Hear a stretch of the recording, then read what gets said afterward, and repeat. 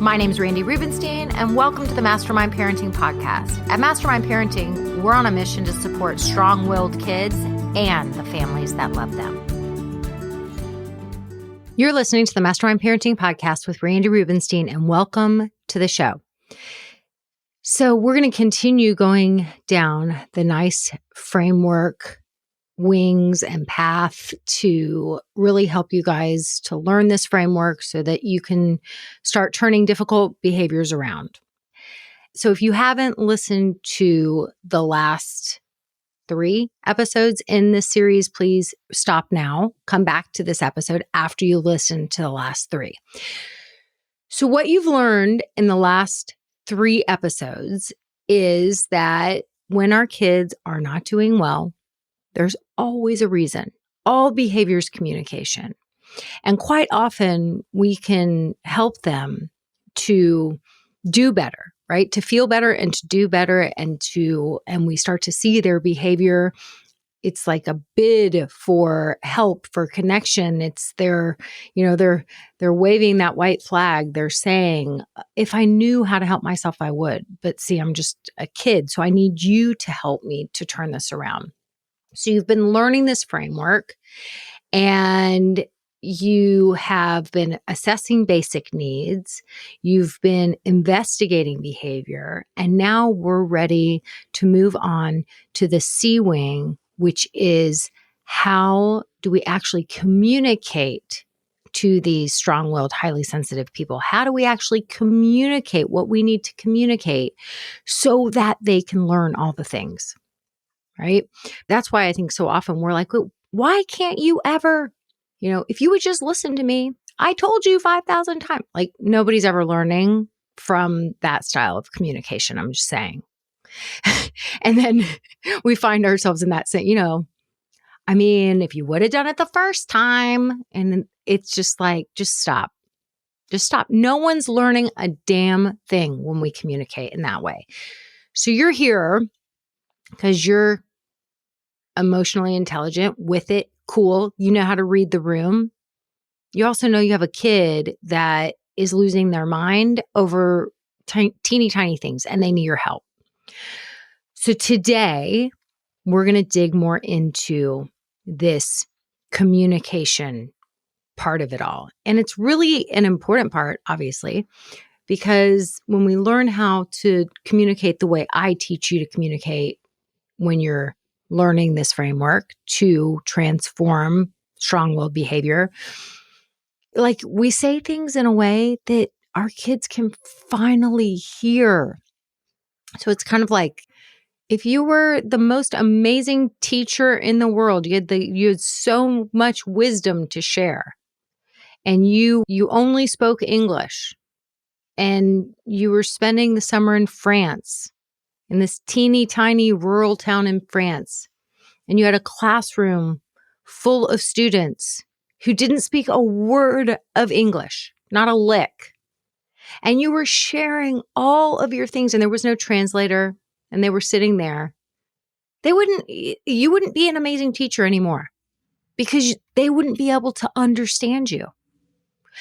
So our strong-willed kids, that's exactly the thing. Like what we've been telling them to do, the way we've been telling them to do it, the way we've been trying to help them learn the things they need to learn to improve their behavior, they don't understand.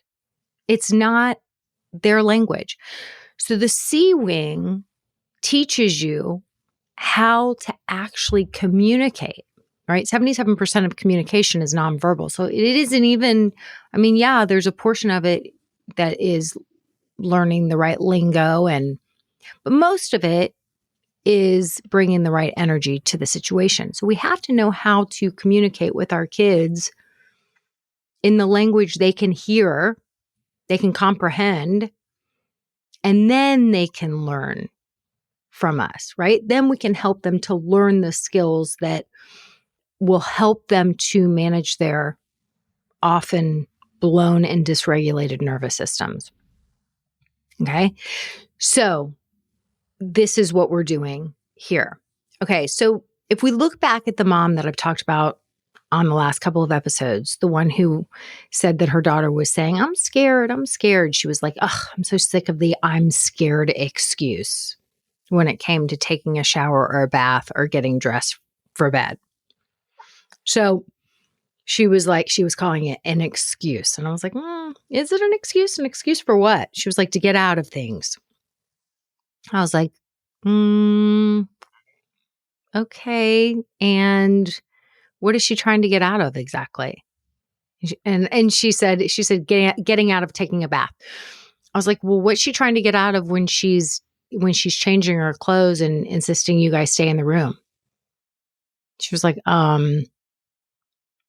I don't know. And I was like, yeah, I think it's more about keeping you with her versus trying to get out of something. But see, Mom was just thinking, this is just an excuse. She's just being lazy. She's just trying to get out. And I was like, is that actually accurate? So when Mom came in and she was just by calling it an excuse, let me know that she really wanted to hop into the communicate, into the C wing and skip over the N and the I, the assess basic needs and investigate behavior. She really just wanted to jump into the C. What do I do with this excuse? Right? She wanted to make the I'm scared behavior a thing of the past. Just tell me what I need to do. Like she wanted to let her child know I'm scared is no longer going to work as an excuse. She wanted to put down a boundary. She wanted to know how to put down the boundary. Like how does she implement the oops day rules? That's what I call boundaries, which is like a typical boundary that we institute in the mastermind a lot of times is oops day, which is like you go to bed 30 minutes earlier and you're off screens for the day. So she's like, how do I implement it like an oops day to get this I'm scared behavior, this excuse to stop, right? I'm sick of her forcing us to stay with her everywhere. Like I have things to do. I have things I need to do. And like I kind of talked about in last week's episode, if we hop straight into the C wing and start just talking about oops day rules and having all these, boundaries around it without really doing it the right way, we just hop straight in there, the situation is just going to get worse, right? It's just going to get worse. I promise that, right? There's going to be middle of the night wakings. There's all of a sudden going to be morning, hijacking the household. Like these parents are going to end up feeling even more imprisoned by their own child. N.I.C.E, assessing basic needs and investigating behavior, are imperative to communicate, to be able to communicate in your C wing with empathy and pack leadership, because this is how we effectively establish rules, boundaries. This is how we start to set our kids up for success and teach them the new skills. But we have to learn how to communicate with this combination of empathy and pack leadership. So the child that I talked about, like she might need a boundary around saying I'm scared when it's really about getting more time with her parents, right? Like she might need a boundary, but first we really want to focus on skills to help her change this behavior. And empathy and pack leadership is how we do it. So here's what it might sound like. It might sound like at a non-relevant time, right? Out of the moment. That's when we have productive conversations. This is when our kids can actually hear us, when they're not in the heat of the moment. So out of the moment, hey, I've noticed that it seems like you haven't really gotten enough time with us on certain days. Like Dad's been real busy taking care of his grandparents and I've been busy with work and we're just always going. And it seems like some days especially the days where it seems like you're like, I'm scared to be alone, or I really want you guys with me. It might be that it's because we haven't spent enough time with you, right? You want more time with us. Is that, I don't know. That's what I was thinking, but you could tell me if I'm wrong. That's what I was thinking. And then you pause and then you pause. See, empathy, seeing the child's perspective. Now, you may throw that out there and your child may say, that's not it. You might have a super defensive child. They're so shut down that they just assume you're going to admonish them, or, it doesn't feel safe to admit even when you nail it. So they might be like, that's not true. You're like, oh no, okay. I was thinking, I don't know. I was just thinking, what is it then? What is it then? So when you take a stab at trying to see their perspective, right? The reason you've gotten to the root of why this pattern is here. You're not admonishing your child. You're not telling them that, you're not telling them the story of the boy who cried wolf, and it's considered lying if you say you're scared, but you're not actually scared, whatever. You're not going into any of those, down those rabbit holes. Instead, you're just taking a stab at what you think your kid's perspective could be and owning your role in it, right? Owning your role in it is vulnerable, and like, kids are truth barometers. When you own your role and it's your truth, kids pick up on that, and quite often they're quite receptive to it. So see, this is how we start to communicate in this productive way, in this very productive way. So when you take a stab and then you pause and, am I getting this right?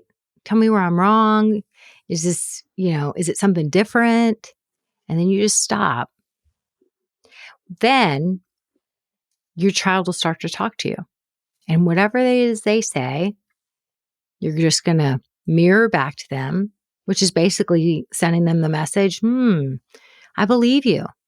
Like, just by listening, so you, yeah, so I've been working all the time. Yep. It's like I'm always on one of my calls. Yeah. And daddy, daddy just seems like he's always going over and doing, yeah. Nobody's been reading to you. I didn't realize that. I thought, yeah, okay. No, I hear you. See, so that's the active listening part during the communicate wing. During the C wing, this is when we're leading those productive conversations. And there's a formula for how we lead those productive conversations, the empathy and the pack leadership. So when we pause, right? When we pause and our child talks and then we mirror, it's hugely connecting when we mirror back. They feel seen, they feel heard, right? I mean, this is such a big part of the N.I.C.E framework, because when you feel seen, when you feel listened to, when you feel heard, when somebody's being nice to you, by seeing you, by listening to you, like, aren't you going to be more inclined to want to learn things from them, like new skills? Okay. The C wing is a robust wing because of this productive conversation SAP process. See their perspective, actively listen, problem solve together. When you problem solve with your child, this mom might say, after her child talks and she hears her, she might say, so here's the thing. When you're scared, it's one thing to be scared, but when you just want more time, when you want more time with me and dad, you don't have to make up an excuse and say you're scared. You can just say, I really want more time with you. I really missed you today. I really want to spend more time with you. Can we take a shower together? Can we have a little more time together? You can tell me that. You don't have to tell me, you don't have to say I'm scared. You can just let me know you'd like to spend a little more time together. And when we learn how to communicate with our kids in this way, where we see their perspective. We really hear them. We really listen to them. They really feel heard and listened to. And then we problem solve together. We really start to talk about like next time. Like that would be like leaving your child with the imprint of, you don't have to say I'm scared. You can just say, I want more time. Or will you stay with me, Mom? Or I want to talk to you about my day. Can you do your work later? Right? I'm sitting here thinking it's like a lot of this is time management. And I'm guilty of this too, where it's like you think you need to be working around the clock, but really it's like, from 5 until 8 o'clock at night, 3 hours a day, you can take a break from work. You can put your phone in a drawer.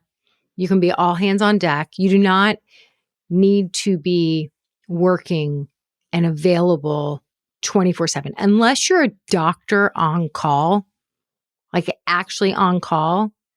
You do not have to be working from the hours of 5 until bedtime. You can devote that time to your family. And I know lots of us aren't thinking about things that way, but our kids are picking up on it, right? So the language of empathy, like seeing someone's perspective or then believing them when they share their perspective with you without, no, I spend time. Wait, I remember I took you here yesterday. Like the minute you start to argue and give excuses, you've just lost the chance of a productive conversation. That feels like the opposite of empathy. Empathy is when your child tells you what their experience is, and it can be hard to hear because they might be like, and you never spend time with me. In that moment, that's their perspective.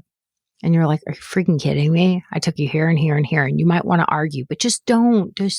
They're just in a defensive place. It's not even, they don't even believe it. It doesn't feel like the truth, but you arguing with them is you just like giving in and becoming a toddler yourself. Like you got to be the grown up, be the bigger person and just suck it up and take a breath and just, so it feels like I'm never with you.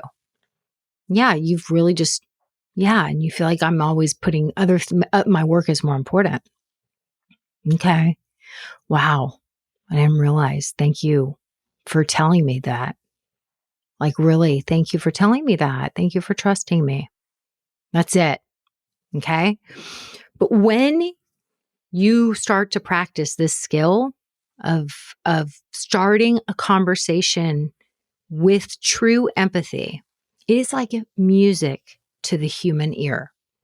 When you learn how to lead a conversation and establish rules and boundaries with empathy, your strong-willed child will actually hear you, learn new skills, and improve their behavior. Okay.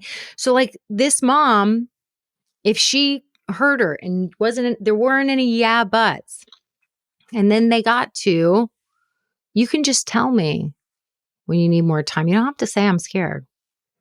And if this didn't disrupt the pattern, if the child kept saying, I'm scared, night after night, then the mom could put down a boundary, right? Then the mom could actually put down a boundary and she could say, look, this I'm scared stuff. That's when she starts to share the boy who cried wolf. We're not doing this anymore. And just know that we're going to, actually, you know what? I'm going to talk about the actual consequence in next week's episode to this story. So I'll talk more about how you communicate what the rule is, what the boundary is when it comes to whatever the problematic behavior is. And in next week's episode, I'll take you through the E wing of the N.I.C.E framework, enforce consequences. Everybody comes in wanting to know what's the consequence. Just tell me what the consequence. Well, what would be the boundary? What would be an appropriate consequence? And finally, I'm going to talk about consequences, enforcing consequences. So stay tuned for next week and I'll finish this scenario and go through consequences. And in the meantime, listen, If you know you got to go deeper and learn the NICE framework to start turning the strong-willed behavior around in your household, there's two ways you can go deeper and really, really learn it. You can either do mini masters, which is our self-study, self-paced program, and you'll get access to all of our materials to really go deeper into learning the NICE framework. And if you know that there's no way, there's no way you'll self-study your way into learning this life-changing framework, then I want you to come into our basics boot camp. If you know you're ready, you want the accountability, you want the hand-holding, you want to dig in, and we will dig in together. We will learn the NICE framework. We will apply your personal scenarios to the NICE framework, and I'll help you master it. And so if that's the program for you, it's called Basics Boot Camp, and it's a 12-week program. It's my group coaching program. It's a hybrid program between group coaching and personalized coaching. And go over to the website, mastermindparenting.com, and check out those two programs to start to go deeper on the NICE framework. And that's what I've got for you today. Thanks for listening, and I'll talk to you soon.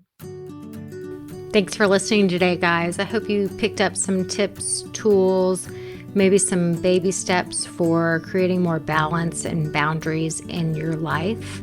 And I just wanted to let you know, if you want to continue moving the needle forward in creating this for yourself, having a happier household, I want you to go to my website and check out mastermindparenting.com.